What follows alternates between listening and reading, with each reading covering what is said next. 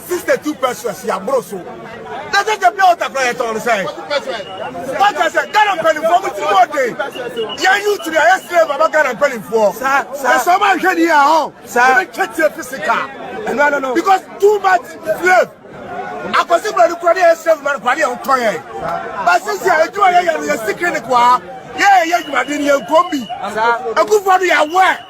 Talk about the penny for your work. I come at the end. It's my way out to be doing it, to be the chair. What I said, one on one, yeah, develop to be one on one, still a mucha, one on one, one on one, free, one on one, Ghana, a good photo, 5 years in one on one, two Cocomuda, one on one, Bahama, Fibia, or two, one on one, a wicked man. I didn't pay for what trouble you are a wicked man. That's why you must put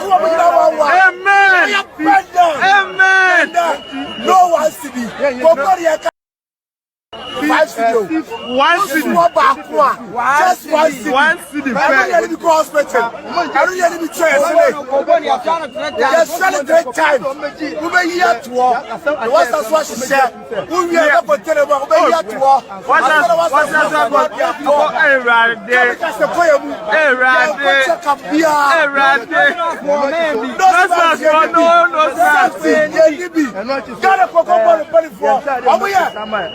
Of darkness, Ghana billion. Ghana billion. I would not know what you was Jessica. No one city. Nowhere. Dina no say anyhow. Senya mahama ne be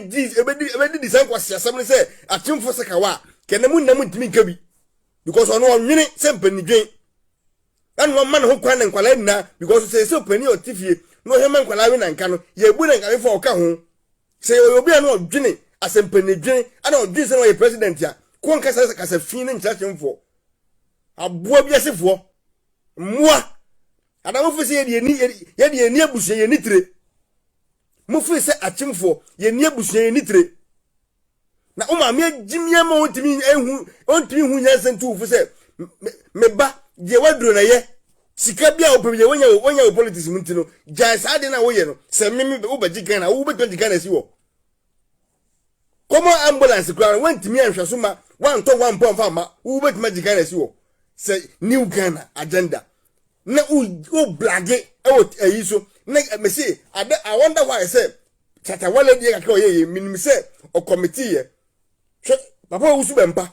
oye mistake me be fire no me hu so ye mistake but o deserve say the year no Captain Smart as some kind Bulldog you the same thing o kan UTV ya nchina fa na go tumma de anche ono wase hwan Captain Smart no wase hwan na ma yedi ana me hwe sa fence IGP they will be saying the police for them no muni asem because asem nya bese ya handle the court wa na ma yedi ma bese ya twan de besi ni ya hwe de besi ana ne wase nya kwan babo team biem ana wase won de wase obi ntimi hwan na intimidate wo hwan wo bi ni wo time wo be intimidate you but wo sema wo kan me say wo ba pray wo dem an egu ho be catch your place wo be gya wo nan egu ho ansa na wawu wo be gya wo nan wo nya tetefo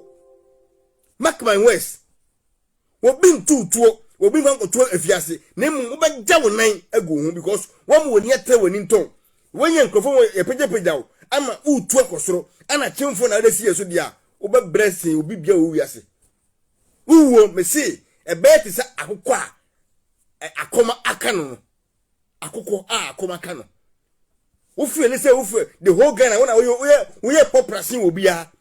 woni okata chefri ko ba say mo gi Ghana inafa because mo na mo nyansafo mo nyansa be da munim mo pase mo chese the whole Ghana no mo na munim nyansa sin wo bia enti say mo ni president na nya achimfo be mo man train ba bia bole bamboy for e betra so no na obi e ga say bole bamboy for emua sifo na mu bia ma no bia na chimfo ono pani toto a obedi president Jimmy no onya wo say achimfo sekawa ye wo sa wo ni sa mo se mua ana mo fisa chimfo ye ni tire won nyansa chimfo ni mu no mu sa nkrofo mu nye bi dan mu da kwa wuo na chimni ba ko pempo achimni a ya wona to wonne ya wona to won nye ne no nyansa wonim ene adwen odi basase wesu no wo captain smart ne wase no masefo na mu nye bi da me si market on mu de tinto na mu de me si wo ko captain smart de me pe physical me and you wo me pe physical say me and you na bati me boot say me jamba me pe me and you physical wo captain smart because ya hwe say ya wo deserve police cra e wo see head that you bu physical na wo sore na so ho ye ya ho tutu na anadwona se ye din so miamia wa wo da na wo sore a me say tenase na be hu twen na ube TV station so a na ube se wo chese de wo gane na ya wo dia wo mu obi a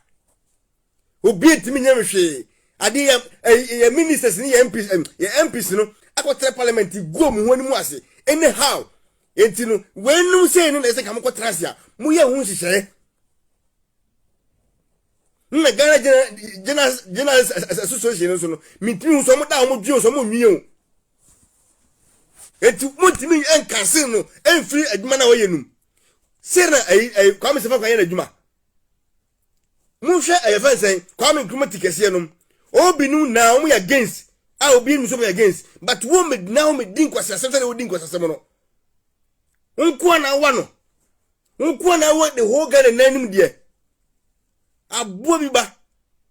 o ma me jimia mu ntimi hu nyansa se the way we jimi no senko otimi hu nyansa ana oye na je so be sesan wa enkenye ni abusuya mo hye na mi koma no so ma me nim nyansa awo dada sumye so yi a enka wo na senko ono senko frew de droi no ka ma me na senko din se tunu yam na ko bobo so no su se kwa me kwadwo yaw afede mi wu enti dai